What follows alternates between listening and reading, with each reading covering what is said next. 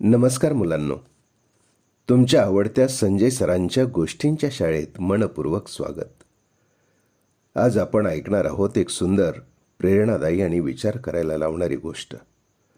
चला तर मग कान देऊन ऐका. एक सुंदर गोष्ट. गोष्टीचं नाव आहे चिमणीचं घरटं. एका छोट्याशा गावात आरव नावाचा मुलगा राहत होता.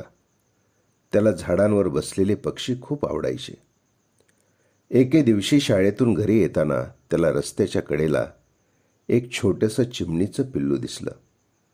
ते घाबरलेलं होतं आणि उडूही शकत नव्हतं. आरवने आजूबाजूला पाहिलं. जवळच्या झाडांवर एक घरटं होतं. त्याला वाटलं हे पिल्लू कदाचित याच घरट्यातून खाली पडलं असावं.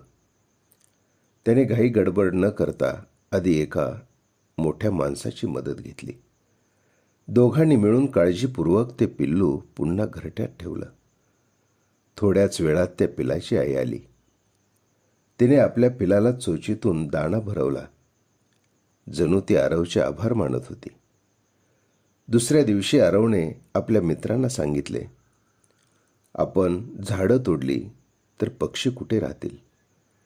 आपण निसर्गाची काळजी घेतली तर निसर्गही आपली काळजी घेतो.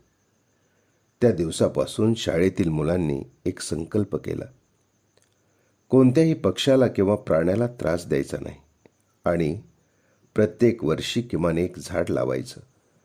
आणि बरं का मुलांनो, शाळेतल्या मुलांनी शाळेच्या परिसरात अंगणात खूप झाडं लावली. मित्रांनो, काही महिन्यांनी शाळेच्या परिसरात पुन्हा चिमण्या किलबिल करू लागल्या. सकाळचं वातावरण अधिक सुंदर आणि प्रसन्न झालं. मुलांनो, एखाद्या छोट्या जीवाला केलेली मदतही खूप मोठी असते. आपण निसर्गाचं रक्षण केलं तर निसर्ग आपल्याला आनंद, शुद्ध हवा आणि सुंदर जीवन देतो. तात्पर्य, निसर्गावर प्रेम करा, सजीव सृष्टीतील प्राणीमात्रांवर प्रेम करा, त्यांना जपा. मुलांनो, गोष्टी संपतात, पण त्यातून मिळालेला विचार आयुष्यभर सोबत राहतो. पुन्हा भेटू संजय सरांच्या गोष्टींच्या शाळेत. तोपर्यंत आनंदी राहा, मजेत राहा आणि हो, दररोज कोणाला तरी काहीतरी मदत करत राहा. धन्यवाद.